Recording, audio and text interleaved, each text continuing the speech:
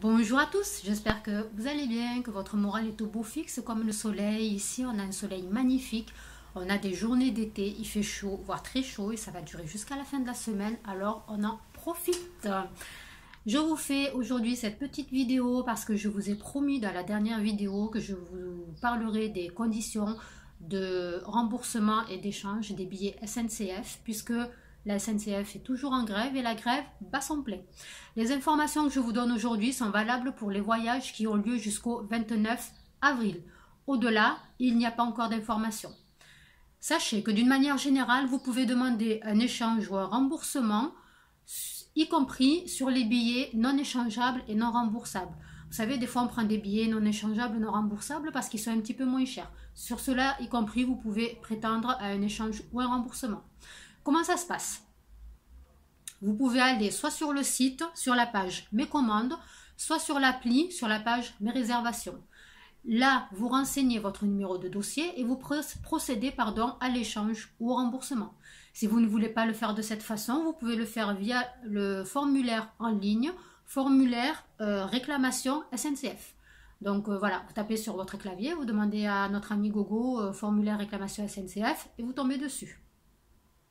Si le voyage a été effectué et qu'il y a au moins 30 minutes de retard, je dis bien 30 minutes, s'il a 25 minutes de retard, vous ne pourrez prétendre à rien, c'est comme ça. S'il y a au moins 30 minutes de retard, vous pouvez prétendre à une compensation.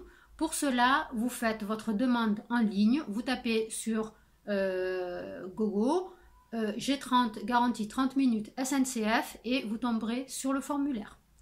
Ensuite, si vous avez un abonnement, je ne parle pas là des abonnements TGV Max, ceux-là sont gratuits pour le mois d'avril. En dehors de ça, si vous avez un abonnement annuel, mensuel, hebdomadaire, attention, si le jour de votre voyage, il y a moins d'un train sur 3 qui circule, votre forfait sera dédommagé.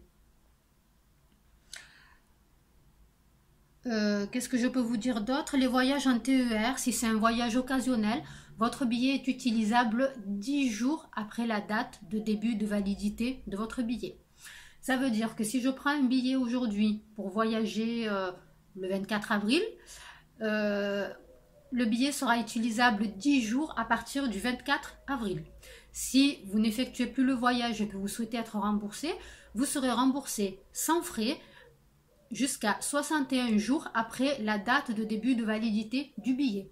Ça veut dire que j'ai acheté un billet pour un voyage le 24 avril. Le 24 avril, mon train ne circule pas, je souhaite être remboursé. Ça veut dire qu'à partir du 24 avril, j'ai 61 jours pour faire ma demande de remboursement sans frais.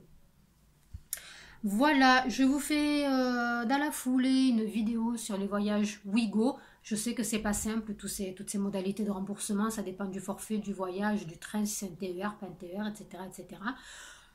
Voilà, donc pour pas trop vous embrouiller, je vous fais une deuxième vidéo uniquement pour les voyages Ouigo. Je vous souhaite bon courage si vous prenez le train, si vous avez des enfants, si vous devez partir en vacances. Vraiment bon courage si vous travaillez aussi. Ça va passer. Voilà, je vous fais de gros bisous. Je vous dis à bientôt. Ciao, ciao.